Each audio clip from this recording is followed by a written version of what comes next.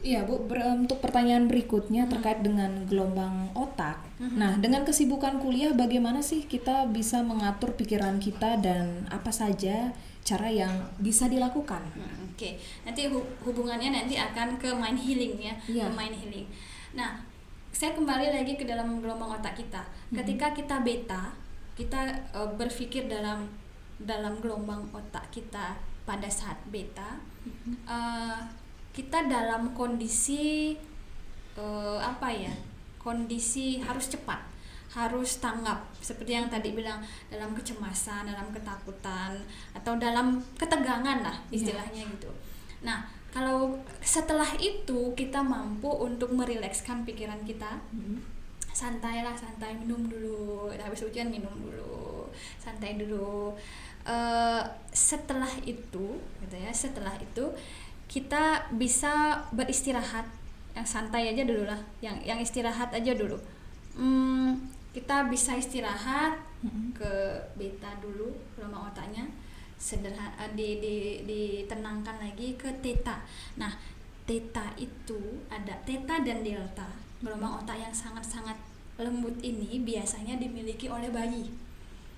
Biasanya dimiliki oleh bayi dan anak-anak. Makanya ketika kita bersama bayi, bersama anak-anak, sebentar aja Nina Bobo, bentar aja mereka langsung tidur. Coba kita Nina Bobo, bisa nggak pikirannya banyak karena kemana-mana. Nah, biasanya di gelombang otak theta ketika kita ya bisa memfokuskan, sederhananya gini aja. Kalau banyak aktivitas nih, banyak pikiran, banyak kewajiban, tugas ini numpuk, ternyata gini ya kuliah. Nah, ketika keadaan seperti itu sudah terjadi pada diri kita, coba kita duduk tenang, memperhatikan nafas dulu. Hari pernah nggak sebelum tidur perhatiin nafas? Enggak sih. Tidur langsung tidur. Sering mimpi? Mimpi hampir sering. Ya. Seiring dengan berbagai macam Pikiran. kewajiban pada saat siang hari. Iya. Jadi pengalaman teman-teman saya, kalau mereka tidur tanpa mimpi, walaupun durasinya tidak selama tidur normal, kalau bisa tidur tanpa mimpi sekali aja, besoknya pagi itu luar biasa segernya, karena dalam kondisi theta ataupun kalau bisa delta atau bisa theta, tubuh itu akan menyembuhkan diri kita. Jadi anak-anak kenapa cepat sekali mereka belajar? Coba yang golden age sampai umur 3 tahun itu kenapa cepat sekali belajar? Karena gelombang otak mereka, gelombang theta atau delta itu adalah gelombang otak di mana maksimal belajar dengan mengaktifkan semua kemampuannya. Nah, maka dari itu ketika adik-adik belajar mengawali perkuliahan nanti, janganlah memulainya dengan ketegangan, baru masuk kelas. Wih, ini mata kuliahnya apa ya? Dari mata kuliah aja saya nggak ngerti artinya, apalagi dosennya nanti gimana. Janganlah memulai dari berangkat dari hal-hal seperti itu. Jadi kita belajar harus dalam kondisi menyenangkan, menyadari bahwa saya hari ini akan mempelajari sesuatu untuk diri saya, untuk diri saya dengan tenang, dengan nyaman. Makanya anak-anak dengan theta ataupun delta tadi nggak pernah lama-lama nangis kan? Pasti dengan ceria. Habis itu sekarang kita dikasih tahu ntarannya, oh kok bisa tahu ya, bisa ngerti ya, karena gelombang otaknya untuk belajar itu dia posisikan dalam kondisi santai, rileks dan tanpa tekanan. Begitu. Jadi bagaimana kita bisa mengatur pikiran kita agar seperti tadi mind control itu bisa kita kuasai? Yang pertama itu tentunya menjaga kondisi fisik. Pastinya. Tentunya menjaga kondisi fisik. Dalam tubuh yang sehat terdapat jiwa yang kuat dan jiwa yang sehat juga. Nah, yang pertama itu adalah kondisi fisik kita yang pertama harus disehatkan. Karena seperti dua mata uang yang berbeda. Kalau fisik sakit, pikiran bisa juga sakit. Tapi kalau pikiran sakit, fisik pasti sakit. Ya, makanya dipositifkan, disenangi, dinikmati proses perkuliahan ini. Yang pertama, kita harus bisa bagi waktu antara kuliah dengan aktivitas fisik. Nah, kalau penelitian saya tentang yoga, anak-anak saja memerlukan waktu 1 jam untuk beraktivitas aktivitas fisik ya, sedang sampai berat satu harinya. Jadi 1 hari mereka harus beraktivitas fisik sedang sampai berat untuk anak-anak, apalagi kita. Jadi minimal 1 minggu itu 2-3 kali olahraga yang rutin. Nah, kalau untuk di kampus kita sudah memproyeksikan bagaimana mahasiswa itu bisa memaksimalkan diri mereka untuk di dunia perkuliahan dan tetap sehat. Makanya kita buat program yoga setiap minggu. Nah, karena pandemi aja nih kita belum bisa, dan belum bisa juga saya lakukan secara virtual. Yang pertama olahraga, kemudian refreshing. Ya, untuk melepas beban-beban sejenak pada masa kuliah terutama. Ya, Ari, kalau saya tanya, refreshingnya ngapain aja? Refreshingnya mungkin mendengarkan lagu, olahraga juga sih, jalan-jalan. Iya, jadi refreshing mungkin akan relatif sifatnya antar individu. Kalau Ari dengerin lagu, saya juga sama ya. Dengerin lagu aja sudah cukup. Atau saya beli tipat canto aja di pojokan di pengkolan sana, makan, habis itu saya minum, udah tenang. Udah balik lagi moodnya kan. Itu ada juga yang harus tidur. Kalau tidur ya tidur aja. Nah, kemudian ada yang bersepeda itu misalnya, sepeda aja gitu. Jadi lakukan sesuatu yang kita senangi. Jadi dengan demikian kita hormon kebahagiaannya akan tumbuh, akan keluar dari diri seseorang tersebut, sehingga ketegangan kalau kita dalam kondisi high beta terutama itu akan mulai menurun, sehingga denyut jantung akan mulai normal lagi dan pikiran akan lebih terasa tenang lagi. Kemudian sesuai dengan hobi. Kalau hobinya Ari dengerin lagu, nah aku kan dengerin lagu. Kalau hobinya bersih-bersih rumah, siapa tahu yang bagus gitu ya, dengan rumahnya bersih, pikirannya juga tenang. Lakukan itu. Kemudian yang suka kulineran, kayak tadi saya tuh, siapa tahu beli rujak aja, beli rujak tenangan, beli es, jalan gitu. Kemudian apa saja hal-hal yang membuat kalian nyaman, itu imbangi aktivitas kuliah itu dengan hal itu semasih positif. Iya. Dengan itu kita bisa relaksasi. Ya, jadi menenangkan pikiran dari beban-beban kuliah, dari tugas-tugas kuliah juga. Itu sangat penting sekali, mengingat kita kan dalam perkuliahan tentu banyak banget tugas-tugas, deadline terutama. Itu yang paling sering mengejar kita ya, mengejar waktu juga, terutama yang memiliki kegiatan lebih dari sekedar kuliah ya. Ada kegiatan yang sampingan. Itu harus lagi ekstra lagi. Apalagi ada yang kuliah sambil kerja, harus dikontrol. Nah, satu lagi yang sangat penting dipahami oleh seluruh mahasiswa, termasuk saya juga, bagaimana kita mampu mengontrol pikiran kita dengan mindfulness, dengan memanage pikiran kita, fokus pada kesadaran apa yang kita lakukan saat ini. Ya, mindfulness itu ketika misalnya perkuliahan sudah dimulai, entah itu daring atau bisa tatap muka, siapa tahu nanti keadaan sudah normal, kita berdoa bersama ya.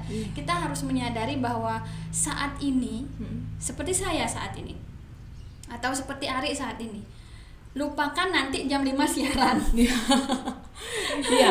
Lupakan dulu itu, karena saya fokus di sini, saya harus melakukan yang terbaik, wawancara sama Bu Eni. Saya juga sama. Lupakan anak saya tadi pagi saya udah tinggal dari jam berapa gitu. Saya harus tinggal, saya harus pikiran itu harus saya simpan dulu. Saya harus fokus. Jadi hari ini, detik ini saya ada di sini, saya akan melakukan yang terbaik untuk podcast kita kali ini. Begitu. Jadi itulah mindfulness. Tetapi ketika nanti saya pulang ke rumah, ketemu sama anak saya, lupakan ini. Iya. Lupakan ini. Jadi fokus sama anak saya. Ari juga nanti jam 5 udah lupakan tentang apa yang saya lakukan jam sekarang, tapi saya ada di depan mikrofon siaran saya akan menyapa pendengar saya. Iya. Setelah itu misalnya pulang Ari jam 7 gitu misalnya, beli makan atau ibu sudah memasakkan di rumah, ini makanan saya. Saya harus ya makan. Senikmat yang saya sukai makan ini, saya harus makan. Mandi fokus mandi bersihin badan. Kalau udah waktunya istirahat, tidur. Udah, jangan mikirin yang lain-lain lagi. Gitu. Jadi kalau udah tidur anak gini, aduh nggak bisa tidur, mikirin ini belum, mikirin itu. Toh juga pekerjaan itu tidak bisa diambil. Yang bisa kita lakukan adalah sekarang mengistirahatkan badan, ya istirahat. Nah banyak mahasiswa, Bu sampai nggak bisa tidur. Banyak ada yang ujian skripsi besoknya, Bu saya nggak bisa tidur, Bu. Makan dulu, aduh apalagi makan, Bu nggak bisa. Makan loh nggak bisa. Nah dari mana ceritanya nggak bisa makan? Karena pikirannya yang nggak dikontrol. Seperti itu. Jadi kita harus menyadari bahwa kita yang memanage pikiran kita sendiri. Dengan mindfulness itu sama seperti tadi, sarannya adalah kuliner. Kalau kuliner, ini makanan, ini yang saya sukai, ini makanan favorit saya, makan, nikmati itu. Tugasnya biarin dulu, bukan berarti makan terus. Kalau sudah selesai, nikmati tugasnya, nikmati tidurnya, gitu. Jadi itulah the power of mindfulness, di mana kita menyadari saat ini kita untuk apa. Ngapain gitu, kita harus ngapain, kita harus melakukan apa di saat itu. Kita simpen dulu untuk besok, apalagi memikirkan yang sudah lewat. Begitu. Iya Bu, jadi kita lanjut dengan pertanyaan berikutnya. Dengan kesibukan kuliah nih, bagaimana kita bisa menyembuhkan pikiran kita dan apa saja cara yang bisa kita lakukan? Sebenarnya dengan refreshing, dengan menyalurkan hobi, dengan curhat pada teman yang kita percayai, hanya sekedar ngobrol. Coba Ari, kadang sering nggak punya masalah, cerita sama teman, walaupun teman itu tidak memberikan solusi, tidak memberikan jalan keluar, tapi masalahnya rasanya sudah berkurang dengan tanpa solusi itu. Pernah. Pernah kan? Sering padahal. Nah, berarti kita harus rilis, dalam artian keluarkan emosi negatif itu dengan sesuatu yang kita percayai bahwa itu adalah sebuah jalan atau sebuah solusi untuk kita mengurangi kadar stres kita. Dalam artian tentu garis bawahnya dalam kegiatan-kegiatan yang positif ya. Kulineran ya positif kan. Kemudian dengerin lagu atau kita curhat, refreshing, mainan, siapa tahu berendam aja gitu. Berendam aja. Atau ada yang penting keluar ya, bawa motor seriahan gitu kan istilahnya, balik lagi ya udah gitu. Jadi tanpa kita sadari, kondisi gelombang otak kita yang high beta itu dalam kondisi ketegangan, dengan kegiatan-kegiatan seperti tadi itu tanpa kita sadari sebenarnya kita menurunkannya ke alpha, ke kondisi yang lebih tenang atau low beta, seperti yang saya ceritakan tadi. Nah, ada salah satu metode yang sangat sederhana yang bisa digunakan. Siapa tahu nanti sekarang kalau nanti ya bisa digunakan nanti. Kalau sekarang adik-adik mahasiswa, enggak Bu, saya pasti semangat kuliahnya awal-awal gitu kan. Kalau pertengahan kuliah saya ngasih tugas, dosen ini ngasih tugas, ada 10 mata kuliah tuh, 10 mata kuliah atau 11 mata kuliah yang berani itu bisa ngambil 12 mata kuliah kan, dengan 2 SKS aja 24 SKS paling maksimal, 12 mata kuliah misalnya maksimal, 1 minggu 12 itu ada tugasnya, coba bayangin. Semuanya deadline-nya minggu depan semua. Nah, pada saat itu mungkin sedikit berguna apa yang saya sharing untuk kali ini. Kalau belum berguna berarti nggak apa-apa, belum diperlukan. Kalau nanti sudah berguna, pakai aja. Nah, mengatur nafas. Mengatur nafas itu adalah salah satu teknik yang kita bisa lakukan tanpa bantuan orang lain, dengan kemampuan dan kesadaran kita untuk merilekskan diri kita, menurunkan ketegangan dalam pikiran kita. Sebenarnya kalau otak tegang nggak bisa tidur kan, Ri? Iya. Nah, jadi kita harus rilekskan dulu, kita harus turunkan dulu frekuensinya. Kita harus turunkan dulu frekuensinya.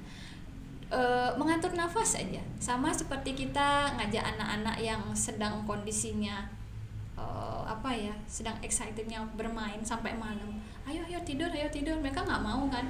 Kita pelan-pelan akan turunkan gelombang otak mereka. Ayo sekarang bayangkan ada domba atau bayangkan ada sapi. Domba contohnya. Yuk kita hitung.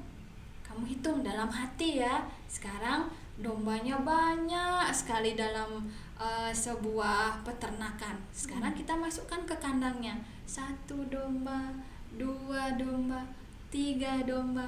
Nah, itu sebenarnya kita menggiring gelombang otaknya biar turun, rileks sampai tidur lelap. Kita pun seperti itu.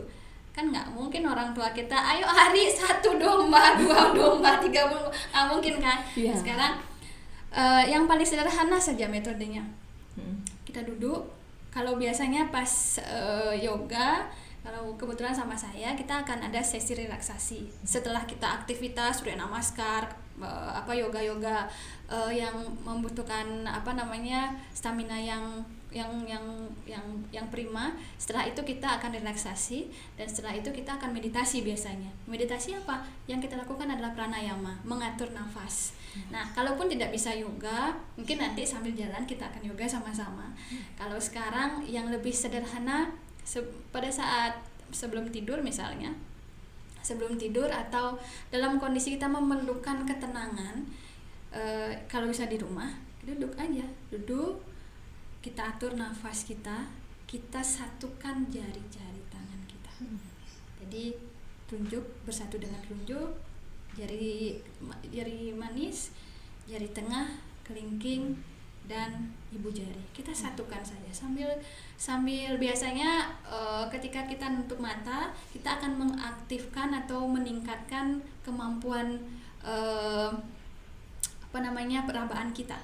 Jadi dari sana kita boleh tutup matanya, sadari denyut-denyut masing-masing jari tangan ini sampai kita merasakan satu dengan satunya, satu jari dengan jari yang lain merasakan ini denyutnya. Itu sebenarnya sama dengan metode ketika kita ngajak adik-adik kita 1 domba, 2 domba, 3 domba. Biasanya kita udah tidur. Entah setelah itu bisa jadi mimpi, bangun-bangunnya bisa nggak enak. Kalau kita langsung loncat dari high beta mau tidur gitu, nggak bagus untuk kesehatan mental kita, untuk kesehatan fisik kita. Kita turunkan pelan-pelan saatnya istirahat. Dengan kondisi seperti itu, kita pelan-pelan rasakan, otomatis denyut jantung kita akan mulai normal, mulai menurun, mulai stabil lagi. Kemudian kita akan menyadari lebih tenang lagi, sehingga ketika kita tidur, tubuh kita akan mampu mengeluarkan hormon untuk menyembuhkan kita. Jadi coba Ari, sekarang saya tanya, kalau Ari pas lagi falling in love, lagi jatuh cinta, pernah nggak sakit kepala? Pernah sakit kepala karena berantem. Saya bertanya, kalau Ari lagi jatuh cinta, lagi PDKT, lagi anget-angetnya lah, pernah nggak? Sakit, pusing, pilek, batuk? Jarang kan, karena kondisi kita lagi senang. Karena lagi senang itu hormon kebahagiaannya